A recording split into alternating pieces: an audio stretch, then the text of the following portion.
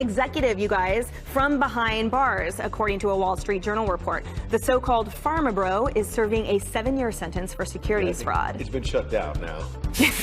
Iowa's highest court rules Medicaid must cover gender transition services in Iowa. Judges deciding reassignment surgeries are medically necessary and can't be denied. The bench finding that a 1995 policy denying Medicaid funding for such procedures discriminates against a protected class of people. Now, the liberal ACLU calls the ruling a, quote, landmark win. It's unclear if the state will appeal. 2020 presidential candidate Elizabeth Warren revealing her dream running mate. Is it Pete? I don't think so. On the trust, and he didn't care how many people were going to be mad about it. It wasn't just that they were big, it was that they had too much political power. I think you and she have a lot of common. I'm hearing, Pete. You wrote a book in the arena, right? I did. All right, the Democratic senator also revealing she wants to break up major tech companies, claiming Amazon, Google, and Facebook are monopolies. A mom-to-be struggles to contain her disappointment when she finds out she's having another boy. 3, 2, 1!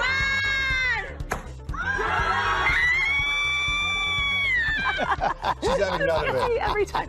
The gender reveal party ending with some mixed emotions in California. Poor thing, her husband jumping for joy while she throws her confetti cannon to the ground. She says she is happy to have a boy, but was hoping to have a nice, calm little girl. Those are your headlines. Oh, that is so true. That is something else. I love authentic I reaction. love this. I know, totally. And she'll love that boy, but like you can't deny that. I feel like they should never show him that, though. I mean, how would that make you feel if that moment your mom was I'd be like, oh, gotcha, Mom. I'm here. Well, you want to talk about Trump derangement syndrome? We've got a whole new level of it. So the president does something nice yesterday, right? He goes to Alabama. He's sort of comforter in chief.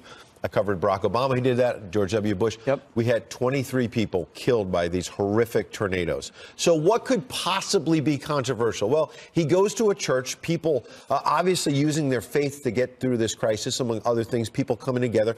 Perhaps somebody asked him to sign a Bible. All of a sudden, there were photos on social media. A big line of people held up their Bibles and said, Mr. President, would you sign my Bible? Yeah. Well, the media reacted this way, predictably, Ed, unfortunately. Elle.com said, Trump is autographing Bibles now, so that's a wrap on humanity, right? Bill Prady, creator of The Big Bang Theory, says people don't understand the purpose of Trump signing Bibles. Many people are without a way to prepare food after a disaster. When Trump signs a Bible, it bursts into flame, and people can cook over it.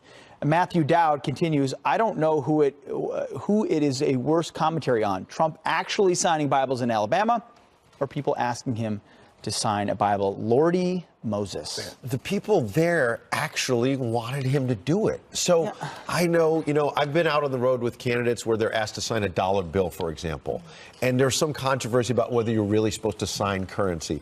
If a citizen asks you and you're trying to be nice, what is the president going to do to these people who have just been through this horrific tragedy and lost family members? I'm not going to sign your Bible? And I think that, unfortunately, it's so telling, and it is a reminder of what happened so many times in the past where you get that elitism coming out of the left where it's mocking people of faith. It's mocking these people who just lost 23 lives in their community and went through tornadoes, and it's just making a mockery out of the whole thing. Now, our friend Michelle Malkin, fact-checking, she says, Truman signed note in an admirer's book of Psalms. Autographs of Clinton's, Gore, Carter's, Mondale, and Bible of collector Stephen Koshel. Oh, so they all signed. Democrats signed, too. Exactly. And heads exploding over Trump signing Bibles for Alabama tornado survivors. Yeah. Send us your comments. friends@foxnews.com. Like me, do you have a new life goal? My new life goal is President Trump signs a Bible that I own. You think I'm going to he'll work do on it? that. I don't know. I'm just saying, like, what in the world is wrong with this? Right. Faith is so important.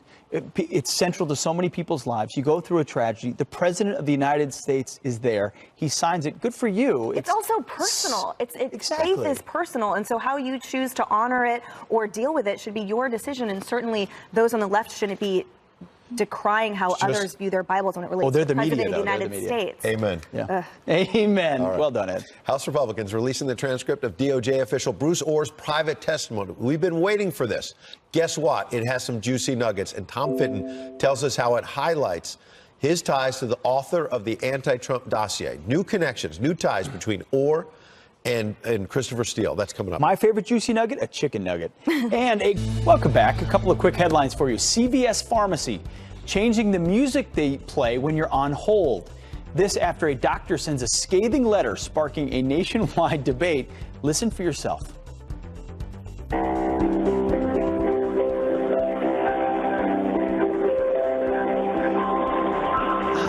Sounds fine to me. The Massachusetts doctor claims it haunted him day and night. CVS will update the tune later this year. I like it. Stick with it.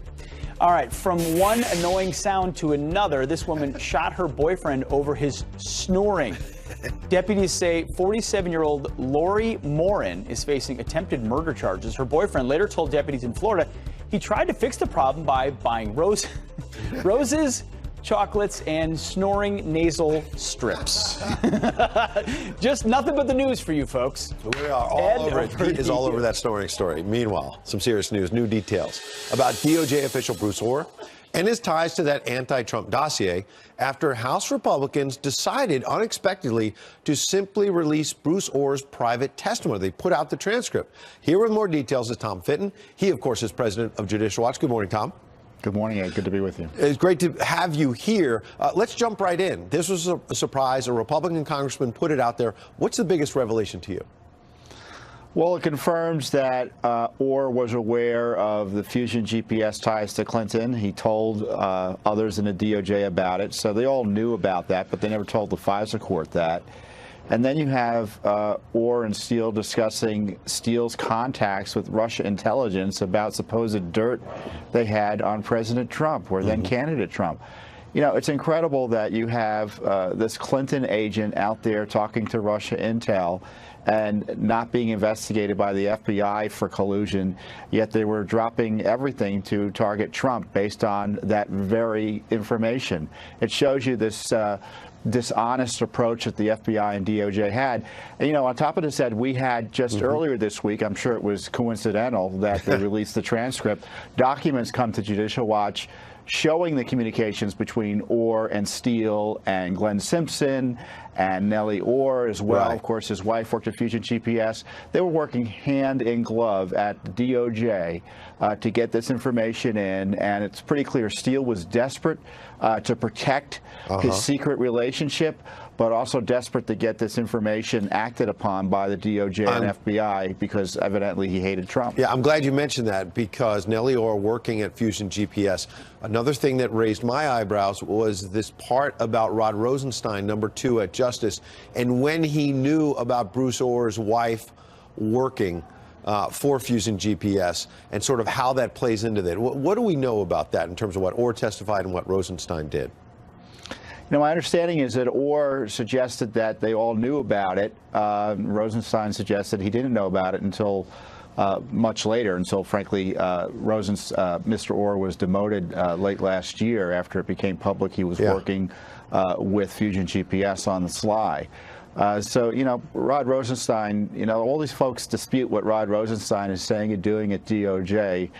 And I think the public's interest is served in having him move on as he is. Well, he is expected to move on, right, as early as this coming week. Is that right, Rod Rosenstein? I understand he's leaving I was wondering when he's going to be leaving, but it was this. It's supposedly in March. They've nominated a new person for that position. But I've got less than 30 seconds. There. Well, people want to know, is there going to be anything done about this? You've got Bill Barr, a new attorney general. Jeff Sessions didn't do anything about all these connections. Will something actually come of this? Well, that's the question for Barr. Is he going to investigate the misconduct by DOJ and FBI? Because it's all been put on hold, it seems to me, as a result of the Mueller investigation. If I were him, I'd freeze the Mueller investigation, giving all this incipient corruption behind its operations. Because remember, Orr was talking to Steele during the Mueller investigation throughout all of 2017. All right. Good stuff. Tom Fitton, we appreciate you from Judicial Watch for coming in with all that. Still ahead, Dan Bongino joins us. He has a lot to say about Bruce Orr as well. Plus, a group of eco-activists believe climate change is such a threat they will not have kids. Well, Rachel Campbell-Stuffy, a mom of 8, she's here to react, and she's got a much different opinion. There's scientific consensus that the lives of children are going to be very difficult. Is it okay to still have children?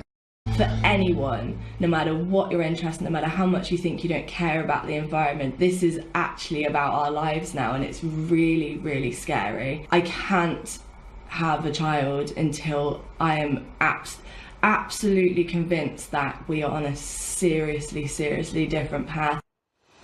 Okay. A group of eco-activists in the UK believe climate change poses such a dire threat to humanity, they're pledging that they will not have kids. It's all part of a movement called Birth Strike. Here to react, mother of 8 and Fox News contributor Rachel Campos-Duffy and Supermom. Welcome, Rachel.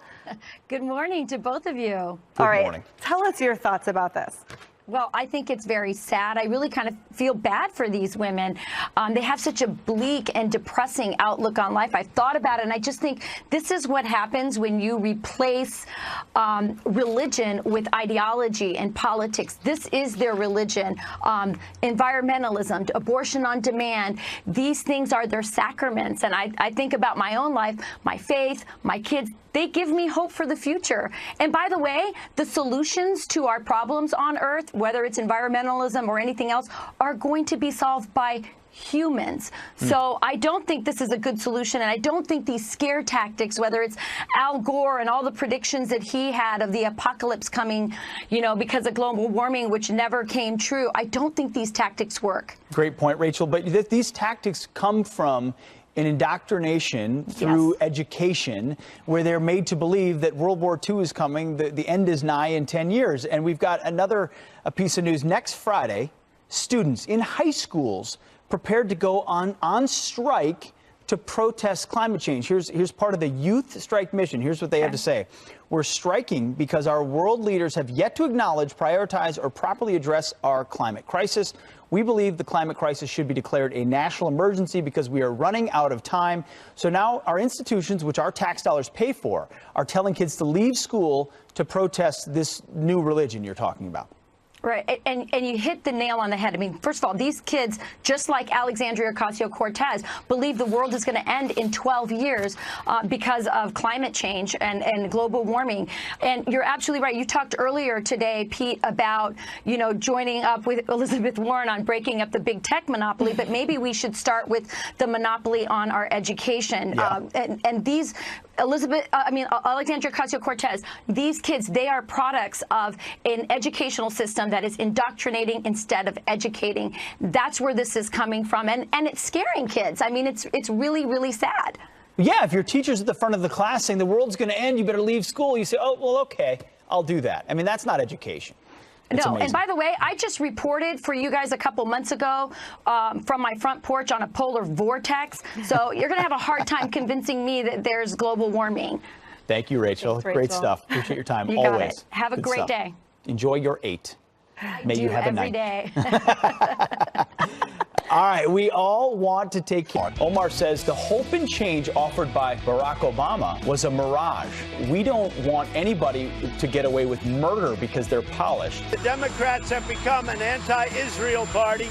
They've become an anti-Jewish party. The incident that happened was, I don't think our colleague is anti-Semitic. When somebody like Representative Omar says something that's utterly indefensible, Nancy Pelosi has to go out and risk looking like a fool. Jussie Smollett maintains his innocence still after a grand jury indicts him on 16 new felony counts for disorderly conduct. If you lie to the police, that's very serious. The first family surveying the devastation left by several deadly tornadoes in Alabama. We saw things that you wouldn't believe. These are incredible people. We just met some of the survivors and family members. Democratic primary voters looking to 2020 may be feeling the burn again. Going to defeat Donald Trump, the most dangerous president in modern American history. Hollywood's Captain America pays a visit to Capitol Hill's Captain America. Congressman Dan Crenshaw showing off his glass eye with the iconic shield on it.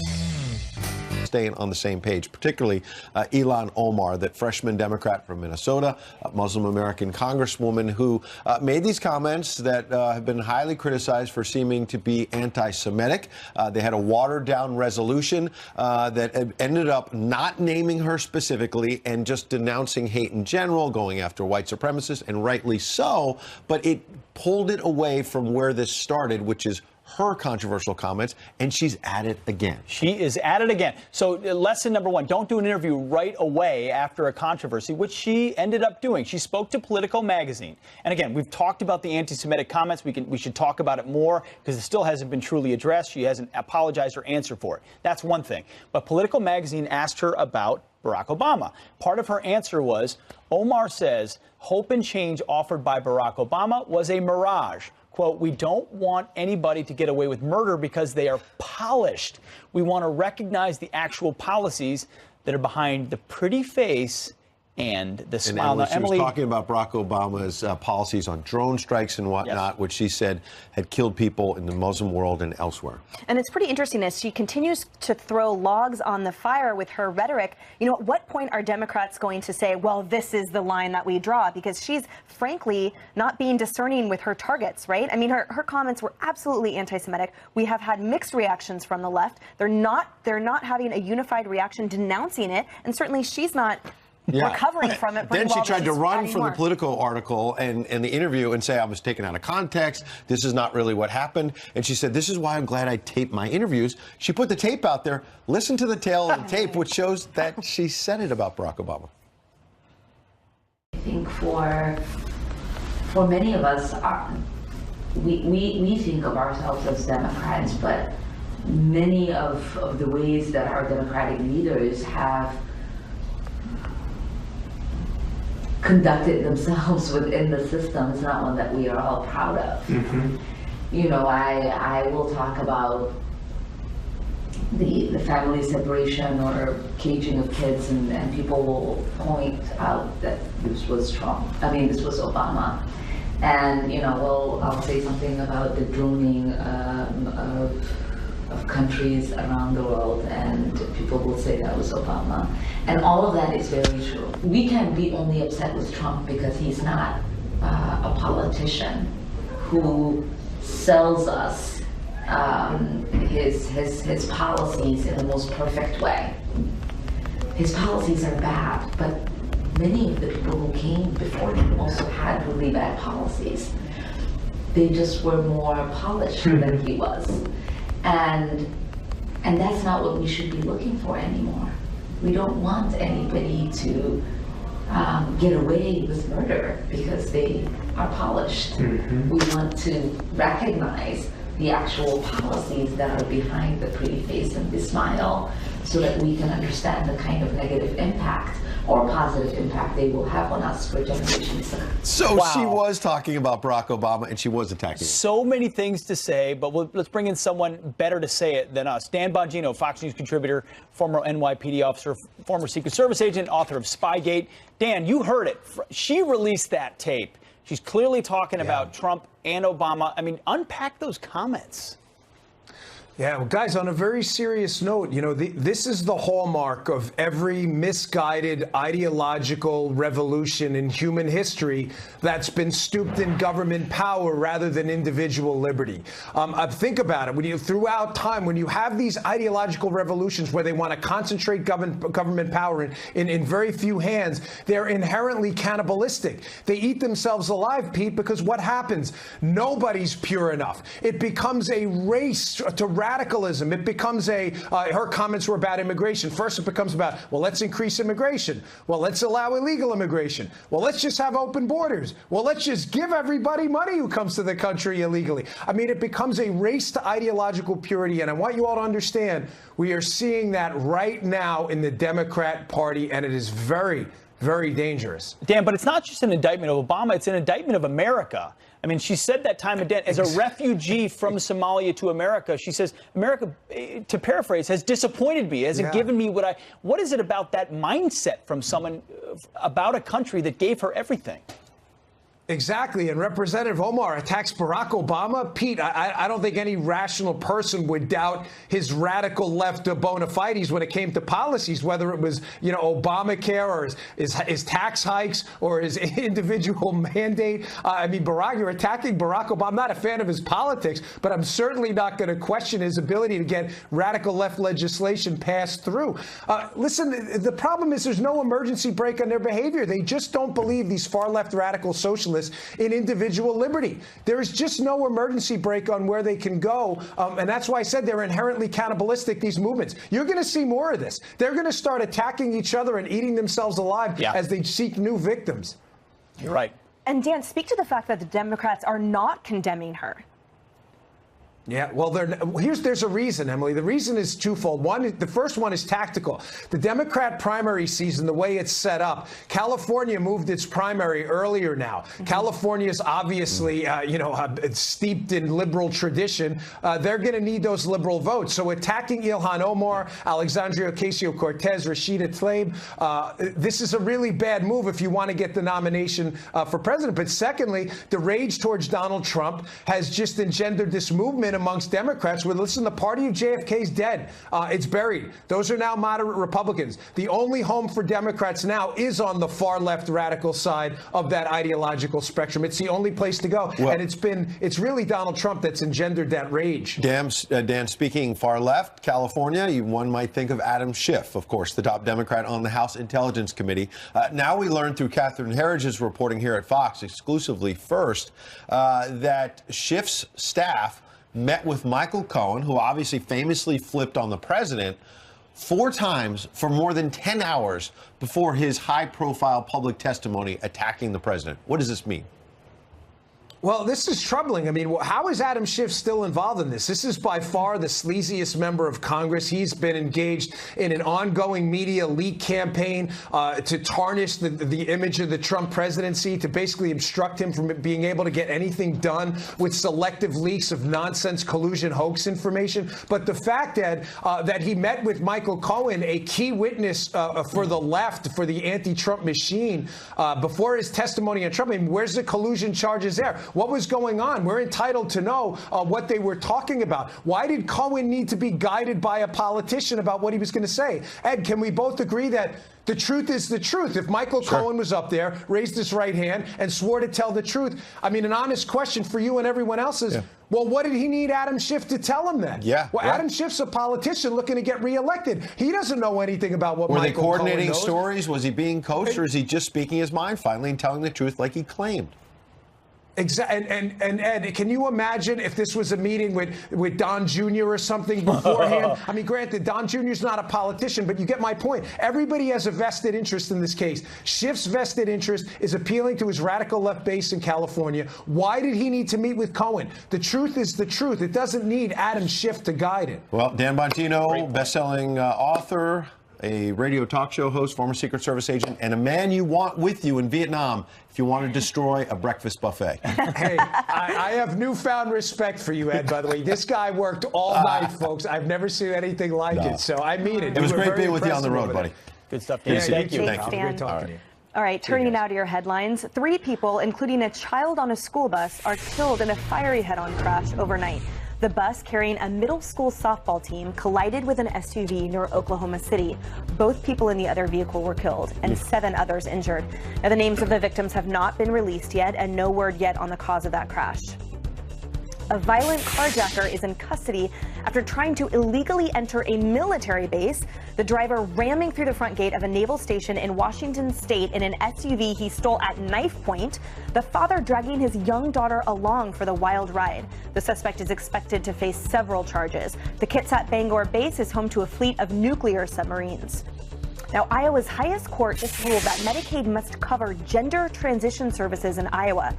Judges have decided that reassignment surgeries are medically necessary and can't be denied. The bench found that a 1995 policy denying Medicaid funding for such procedures discriminates against a protected class of people. Now, the liberal ACLU calls that ruling, quote, a landmark win, and it's unclear yet if the state will appeal. Senator Elizabeth Warren wants big tech companies to break up. The 2020 presidential candidate claims Amazon, Google, and Facebook are monopolies. Earlier, Pete said he agreed. I think there's no doubt they are monopolies. Rather than kill them off, how about making sure a way is paved for the little guy to get in? I'm going to defend Elizabeth Warren. I read her. I'm serious. I read her op-ed. I actually agree with her argument. I don't think you're ending these tech companies. You're breaking them up. They become anti-competitive. Whoa. It's true. Warren saying she wants tech companies to work for the people. And those are your headlines. You know, that got us thinking. And I think on the wall, we might have a little something for Pete. Oh, really? Oh, yes! Look at that, folks. Warren Hegseth 2020. What do you think? You know, is this the only thing you two agree on? I mean, vice presidents don't always agree with everything the you president. don't have to agree with everything. Maybe she just puts me in charge of breaking up the big tech You've got companies. national security credentials. You're good on TV. You bring a lot to the ticket. No more bias against conservatives in social media. That'll be the big thing. You can be his press secretary. Hey, Liz, give me a call. Give me a call. All right. Whatever you need. We're going to have fun with this all weekend, I bet. All right. I did not know that was coming. You've heard was several awesome. Democrats defending Ilhan Omar's anti-Semitic comments. I know her to be a fair-minded person. Do you I think she's that she taking is taking responsibility? responsibility. Republicans and the media have blown this up to be much more than it is. Well, Pastor Robert Jeffress tells us why he thinks this could help the president in 2020. And it could be the best thing you've seen all day. High school athletes brought to tears as their teacher and, wow, that's cool. Oh, man. And coach returns home early from deployment. That hero teacher and one of his students joins us live. Very sweet. Well, Democrat Congresswoman Ilhan Omar under fire over her controversial anti-Semitic comments. And our next guest says this will impact 2020. Here to explain, a senior pastor at First Baptist Church and Fox News contributor, Pastor Robert Jeffress. Thank you so much, Pastor. Good to be with you. Thanks. So speak to us a little bit about the controversies mounting over Representative Omar and your take on it.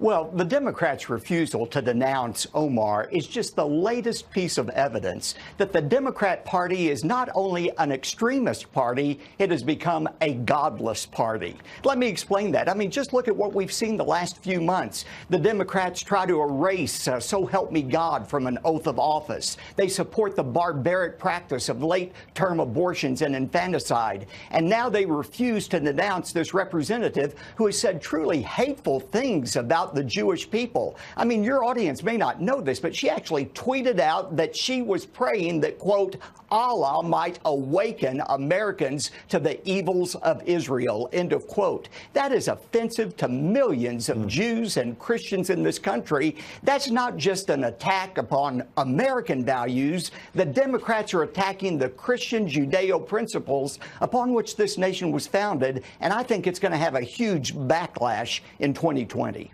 You know, Pastor, she may unfortunately be more in step with public opinion than anyone would care to admit. Recent polling by Gallup shows that support for Israel has dropped just over the past year by percentage points. Support for Palestinians has stayed steady. So talk to us about, in our culture, the unwillingness to recognize a bipartisan consensus. I see you're in Jerusalem. I can recognize that backdrop. Yes. Why is support for Israel not as strong as it once was? I think there are two reasons for that. First of all, I think it's because of the ignorance of the American people about history. Because they don't know history, they buy this liberal line that somehow the Israelis are occupying land here in Israel that really belongs to the Palestinians. But we know from history that the Jews have been in this land for 4,000 years, 4,000 years before there was any mention of Palestinians. That whole term, Palestinian, is a made-up term by a Roman Emperor, Hadrian, in 100 AD. So people don't know history. But frankly, also people don't know the Bible. I think there are many Jews and Christians who are ignorant of the fact that the Bible says that God has made a promise to Israel. Israel is God's chosen nation, and any nation that blesses Israel, God said, will be blessed by God. Any nation that curses Israel will be cursed by God. Pastor, people need to realize what God's word says about this. Okay. 15 seconds. I want to get your reaction to the president signing some Bibles in Alabama. Some people are saying this was a bad thing to do. What say you? I told the New York Times last night, it's a great idea. In fact, the next time I see him, I'm going to get him to sign my Bible. There's nothing wrong with signing a Bible. I sign Bibles all the time for people. Right. It's a way of revering the Word of God. Pastor, stay safe over there in Jerusalem, and we appreciate you coming on today. Thanks, sir. Appreciate it. Great stuff. All right, we all want to take care of our kids, of course, but are we doing more harm than good when it comes to medication? The psychoanalyst behind this new op-ed tells us why that quick fix is not always helping. That's next. Plus, a teen, oh, sorry, Emily, you read it. I took your read. Oh, I'll read it. Okay. A teen screamed at over wearing his MAGA hat on the bus. Well, it's something we all care about, our children's mental and physical health. But are we turning to medication too quickly when it comes to our kids? A 2016 study shows 5.2% of all American kids were on some sort of stimulant to treat a behavioral problem. Now, in a new op-ed in the Wall Street Journal entitled "We're Over-Medicating Our Children," our next guest argues medication is a quick fix that doesn't help our kids deal with stress on their own. Author and psychoanalyst Erica Commissar, that's right, joins us now. Erica, thank you so much. What an important op-ed. You've written a book called Being There as well on topics similar to this. The temptation for parents, I've been there. A lot of our viewers have been there. You know, young boys, they don't focus, they're anxious. You want to turn to a solution. Why is that maybe not the right thing to do? Well, effectively, we're drugging our children, and you'd say we're parenting by giving them pills, and it's a quick fix which silences their pain. So what we know is that symptoms like ADHD and anxiety are responses to stress and psychosocial stressors, family issues, trauma, loss, even too much pressure to achieve.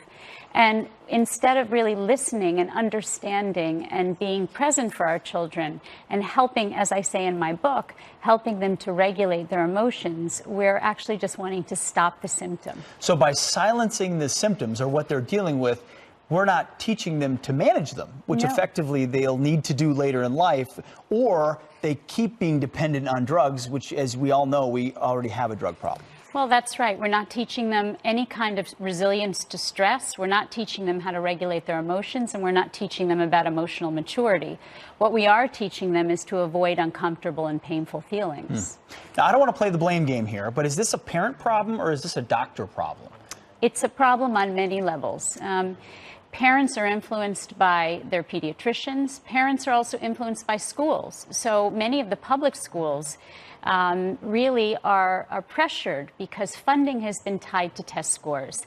And so that means that some of these stimulants are really performance enhancers. So by providing the medication, it may temporarily boost test scores, but it's not helping kids manage things they'll need later in life. That's exactly right. So, and even not in public school. I mean, you know, it's a very competitive world, and we want our children to do well. So rather than allowing children to be children in many cases, some of these symptoms that we're seeing are related to stress. ADHD is a response to stress, but it's also the high energy of little boys is also developmental. It's developmental. Boy, isn't that the case? As a parent of high energy little boys, what is your message to parents, boys and girls, they're looking at young boys and saying they do show all the signs of ADHD or anxiety? You know, what's your tip to parents other than medication to manage that? Don't jump to the conclusion, even if your pediatrician tells you, don't jump to the conclusion that they have ADHD. The first thing you really want to do is you want to have them properly evaluated. Most children that are given medication in America do not meet the diagnostic criterion for ADHD or anxiety, and they're medicated. It's a quick fix. Have them properly evaluated by a mental health care provider, meaning a psychiatrist or a psychologist who specializes in children and adolescents. And then once they're properly evaluated, make sure to get parent guidance. And the American Academy of Pediatrics really recommends first to have an evaluation and talk psychotherapy and parent guidance before you ever even consider medication. Absolutely. Medication should not be the first stop. It should be the last stop. Very good stuff. Erica Commissar, thank you. The book is Being There. Check out the op-ed in the Wall Street Journal as well. Great stuff. Thank you very much. We appreciate it. Thank you very much. All right, well, Nancy Pelosi and House Democrats are encouraging illegal immigrants to vote. A look at the motion they just voted against. You can barely believe it.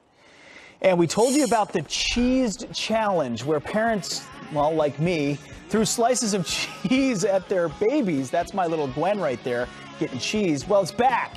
And you'll never guess what people are doing now. Went viral. Then everyone started doing it to babies. In fact, I think, Pete, you did it. Yeah, my family got in on it. That's coming up. That's my daughter, Gwen. Didn't get it straight in the face, got it in the hair, throwing cheese in her. She ended up eating it, of course. And now, of course, the cheese challenge is going to the dogs. People now throwing single cheese slices at their furry friends. Oh, boy. Yeah, but their dogs are... Oh, that one caught it. I dare you to try to get it on the face of a dog. I would never chuck cheese at my 105-pound Doberman's face, by the way. You might tonight and send it to us for tomorrow morning show. I'd like to see that. Yeah, I would too. All right. Well, email us your videos. If you got good yeah. videos of this, share it with us, please. Friends at FoxNews.com. Meanwhile, House Democrats already seem to be at least encouraging illegal immigrants to vote because Republicans were trying to crack down on that. Democrats blocked the effort. That's right. Well, Yeah, go ahead, Ed. go for it. No, the Democrats in the House just passed H.R. 1. It's a bill they believe would curb money in politics. Here's some of the things from H.R. 1. Aiming to curb money in politics, easier to vote, automatic registration for 18-year-olds, public financing for congressional campaigns. Presidential candidates have to provide their tax returns. Wonder what that's about. Election day and national holiday, an idea I actually support if you get rid of early voting, but they don't want to do that. And so. even the ACLU released a statement against that, saying that it constitutionally impinges on free speech rights of American citizens and public organizational groups. I mean, Yeah. it's pretty telling when the ACLU is saying it's a bad idea and is unconstitutional. Yeah, it's Republicans true. said, hey, you want to do all these things? Okay, we get it. Democrats are in charge of the House now, but Republicans had a point of view that said, if you really want to make sure that the right people are voting, people who actually have a legal right to vote, yeah, right, you should make sure and have a measure in there that says illegal immigrants clearly cannot vote because there's a concern about whether they are voting or not. Well, guess what? The House shot that GOP motion down 228 to 197. So they basically said, no, we don't want to include a provision that makes sure that illegal immigrants don't vote. Think about this for a second, folks. Just register that in your frontal lobe. A vote, whether or not illegals should be allowed to vote in this country, was shot down by Democrats. Now, I know it was a motion to recommit. Some would say it's a procedural vote.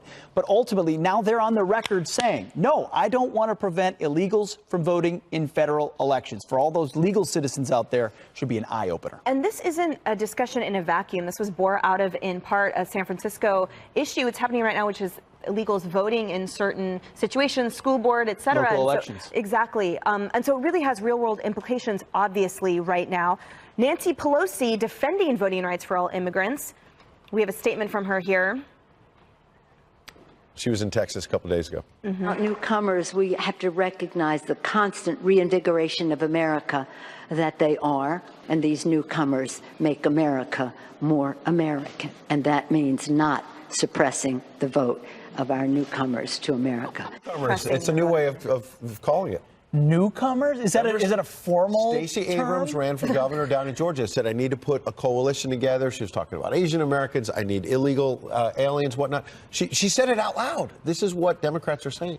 And I think, it's not that there is a complete pushing out or a participation in the system. It's not as if there's ostracizing happening, but I think there's clearly constitutional and legal issues surrounding whether that should happen. And that's the issue here. It's not. Yeah, and to be clear, if you're a newcomer who's a legal immigrant, you should have the right to vote. This is about sovereignty. This is what the president says about, do we have a country or not? Does citizenship actually matter?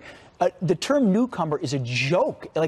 For someone to say that is a joke. You'd expect that from an activist on the street. This is the Speaker of the House. But words matter. That's why they call it dreamers as well. 100%. Come up with words like Create that the make it narrative. seem okay. If you're illegal, you don't get to vote. How about that one? All right, turning now to your headlines. I feel like an old man. Maryland's highest court denies a new trial to a convicted murderer who gained fame after the popular Serial podcast examined his case.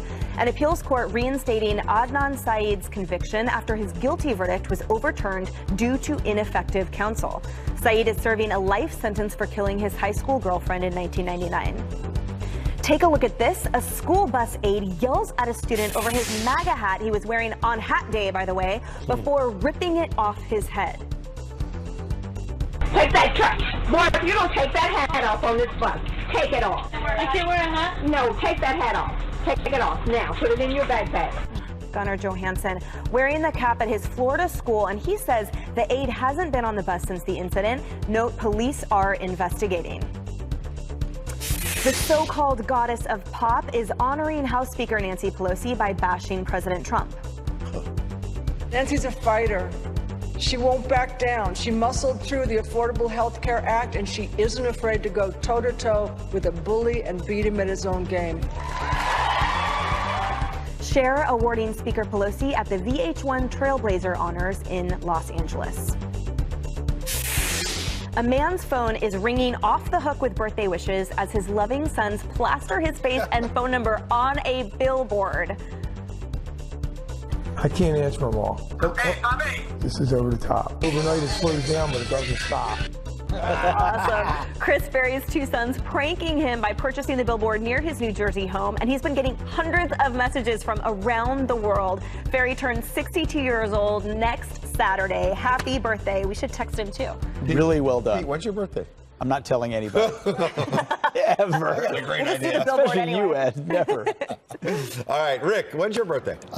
It's coming up. Oh. It's a big one. It's a hint. Oh, it's a big one. It is a big We'll one. make sure we get to that one. We'll get to that. It is coming up way too soon, let me tell you that much. All right, guys, let's talk a little weather out there. There's a lot going on, including severe weather. Again, this weekend, we had the severe weather with 39 tornadoes last Sunday. Now we have another chance kind of in the same area. I'll show you that in a second. Turn on the maps, and we'll give you an idea. By the way, tonight, don't forget, wake up at 2:30. Flip your clock forward so you can lose an hour of sleep, which tomorrow morning, guys, by the way, is going to be really, really tiring for us. It's the one really bad day to be doing a morning show. Here you go. There's your temps as you're waking up. That little warm air mass. That's where we have the severe weather headed towards it. To the northern side of this, parts of the Dakotas, in towards Minnesota, we'll see some spots 6 to 12 inches of snow, so winter solidly still going on.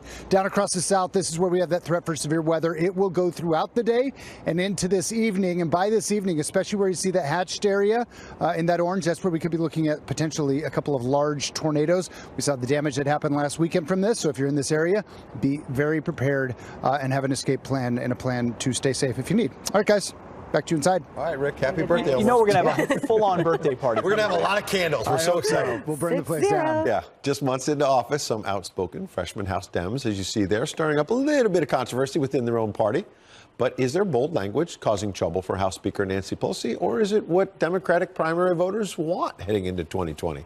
Here to debate, Buck Sexton, host of the Buck Sexton radio show, aptly named, and Nathan Rubin, a Democratic strategist and founder of Millennial Politics. So good to have you both. Thank you. Nathan, I was on with Juan Williams yesterday, my friend, and he is my friend, but he was trying somehow to spin this whole Congresswoman Omar and the resolution and her anti-Semitic comments as a victory for Nancy Pelosi because she somehow held the Democratic Party together. Hasn't it been an awful few days for them? I don't know if I would say awful. I mean, if you just go back and look at what I the thought you Democrats wanted to talk have about been, jobs and health care. You're talking about anti-Semitic comments. Well, I mean, if you look, Nancy Pelosi was able to outmaneuver Donald Trump in the government shutdown. They just passed H.R. 1, which is the most sweeping Democratic which will reform die in the bill Senate since Watergate.